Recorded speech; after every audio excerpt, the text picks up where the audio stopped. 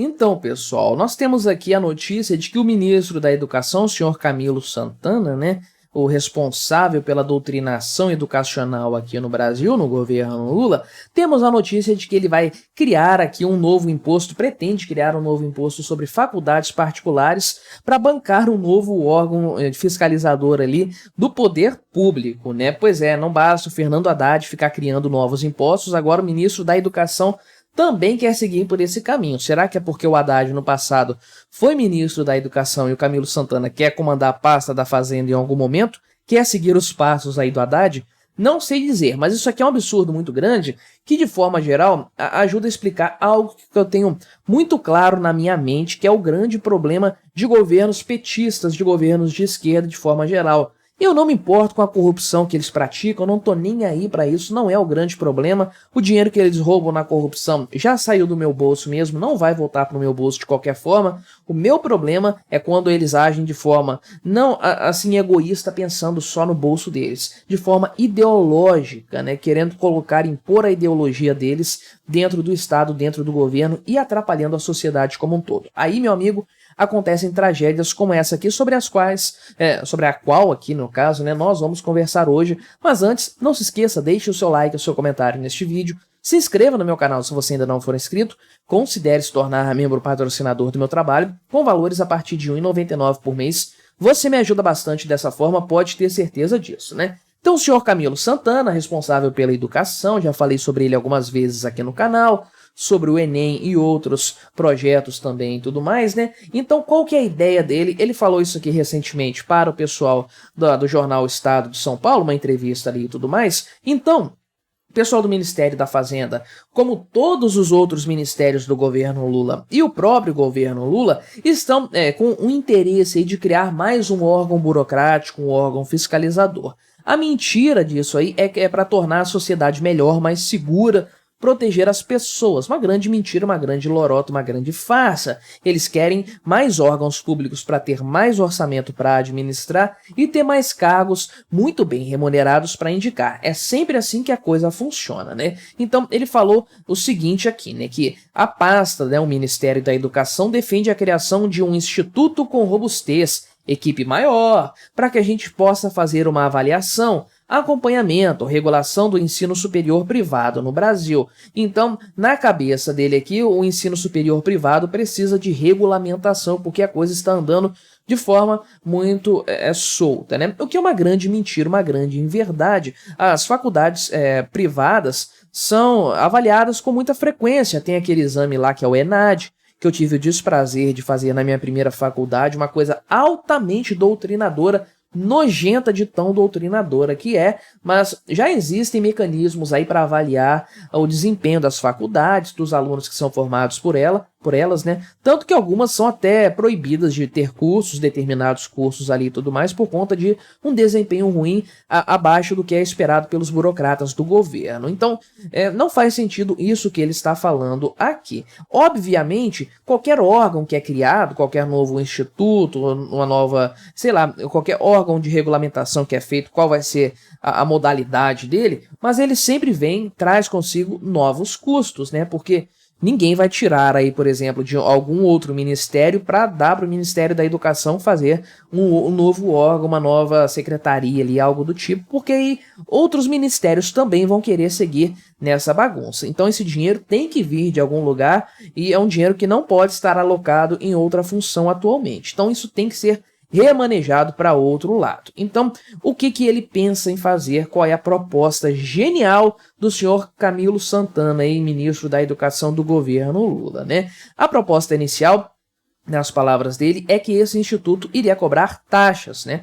Porque hoje precisa fazer avaliação, fazer estudo. E aí ele sentencia nada mais justo do que cobrar das instituições que são privadas e cujo objetivo é ter lucro, né? Isso aqui realmente é uma coisa, assim, completamente absurda, completamente ridícula, desprovida de lógica, que só poderia ser parida pela mente doentia de um político petista, um burocrata petista, é a única explicação, né? Atualmente, existe aqui a Secretaria de Regulação e Supervisão da Educação Superior, séries ou seres, né, que pertencem ao Ministério da Educação e ela já tem essa atribuição aí, de fato, de fiscalizar o poder, de fiscalizar, aliás, o ensino superior no Brasil, né? E aí ele diz que há um estudos se conseguem facilmente para qualquer coisa, né? Há um estudo que mostra que pelo volume que o negócio da educação privada, do ensino superior privado tem hoje no Brasil,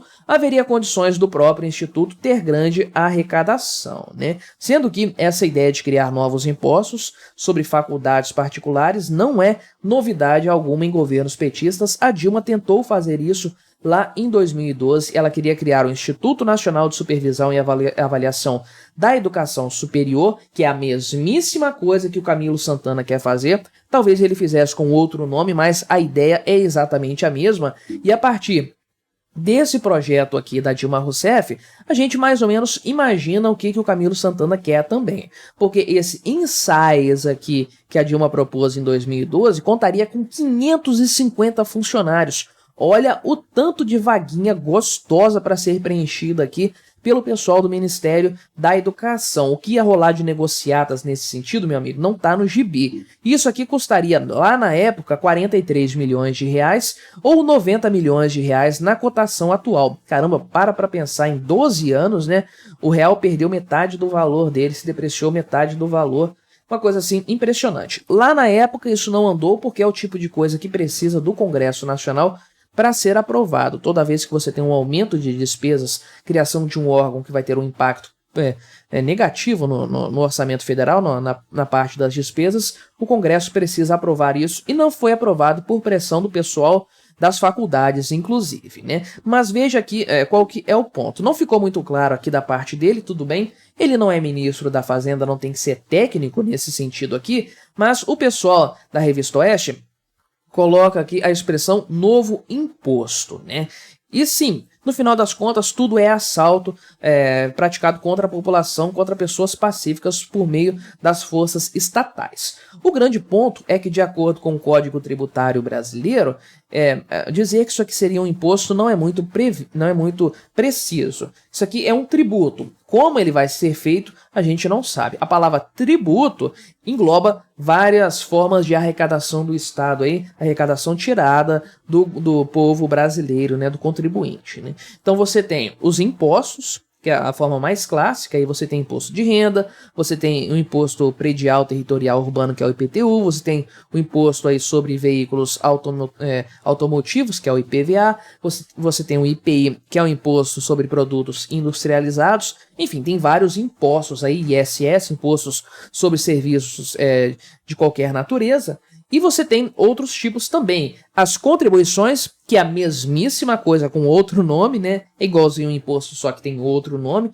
Contribuição social sobre lucro líquido, né? O COFINS também, várias contribuições aí. E qual é a característica tanto do imposto quanto das contribuições? A característica é que eles não são direcionados para nada. Esse dinheiro entra ali e forma o bolão do orçamento público que vai ser gasto com outras coisas, né? Tem gente que fala assim, eu pago o IPVA caro e ando numa estrada esburacada. Tudo bem, mas o IPVA, que é um imposto, não é direcionado para consertar estrada. É direcionado, sei lá, para pagar funcionalismo público, para bancar escola, para construir uma ponte, para, sei lá, fundão eleitoral, vai para tudo quanto é lado. O IPVA não, porque ele é estadual, né? Mas você entendeu a ideia. O imposto não tem uma destinação fixa atrelada àquele imposto específico. Paguei R$50 de IPVA, esses R$50 vão ser gastos para pavimentar uma estrada. Não, não é assim que funciona. Você tem também as multas, que são aplicadas aí quando ocorre algum tipo de incorreção e tudo mais. Essas multas vão para o cofre do Estado. E você tem as taxas, que essas sim são específicas para determinado serviço. Vai tirar o alvará da empresa lá, tem a taxa de fiscalização. Você paga a prefeitura para a prefeitura ir lá e fiscalizar o estabelecimento. Sim, é uma besteira, uma idiotice total, mas a ideia é essa, você pagar para ter algo em troca daquilo ali. Pelo que eu entendi aqui, então, são taxas que vão ser cobradas por esse instituto, talvez até parecido com essa questão do alvará. O instituto vai lá e vai fiscalizar a universidade, e a universidade vai ter que pagar o instituto para ser fiscalizada. A ideia é essa, porque seria de fato, então, um dinheiro direcionado para esse instituto, esse órgão fiscalizador aí. A coisa seria paga pela faculdade privada e iria direto para o cofre dessa instituição para ser gasto por ela e bancar o funcionamento da instituição em si. Eu entendi o que ele falou dessa forma, né? Independente do que seja, se vai ser uma taxa direcionada, se vai ser um novo imposto que depois vai ser repassado de alguma forma pela União, enfim, independentemente da forma como isso acontece, a verdade é que todo imposto, todo tributo, né, usando a nomenclatura aqui, todo tributo é pago pela iniciativa privada, pelo consumidor final, porque a universidade tem como repassar esse custo para os seus alunos, mas o aluno vai repassar isso para quem? Não tem como, ele é o final da cadeia econômica, e se isso vai incidir sobre todas as universidades privadas, todas elas vão ter que repassar isso para o aluno. Pode ser que o valor seja muito baixo, tudo bem, mas vai haver um repasse, isso vai ser colocado na conta lá dos boletos da faculdade e tudo mais, da mensalidade, né? E no final das contas isso vai deixar o ensino mais caro, ainda que seja só um ensino privado, mas vai deixar isso mais caro. Veja só, o governo Lula, então, está prejudicando a educação no país. E aí é aquele ponto que eu falei a respeito da ideologia. Veja que o ministro da Educação, então, trata a coisa, o lucro, né? Errado o lucro. Olha, elas têm lucro aqui e tudo mais, então elas têm que pagar uma taxa para serem regulamentadas. E aí, no final das contas, você torna a educação mais cara e de mais difícil acesso para as pessoas, porque a universidade pública, que é supostamente gratuita, né, gratuita para o consumidor final dela lá, para o aluno, mas a universidade pública pressupõe a frequência a um cursinho, alguma coisa assim, principalmente para os melhores cargos. Isso aí geralmente é conseguido por pessoas que têm um poder aquisitivo melhor, conseguem pagar um cursinho, um bom professor particular, para formar para o vestibular ou para o Enem. O pobre acaba não entrando na maior parte dos casos, tem que recorrer aí a um financiamento estudantil, como FIES e tudo mais, ou mesmo desembolsar o valor da mensalidade para cursar uma faculdade particular. E aí o que o governo dos pobres faz? Vai tornar isso aí mais caro para esses alunos, geralmente alunos mais pobres. Mas aí, o que você achou dessa história, dessa ideia de jirico do nosso ministro da Educação? Estamos a pé realmente, né? Mas aí colabore com o nosso debate, se inscreva no meu canal se você ainda não for inscrito e até a próxima.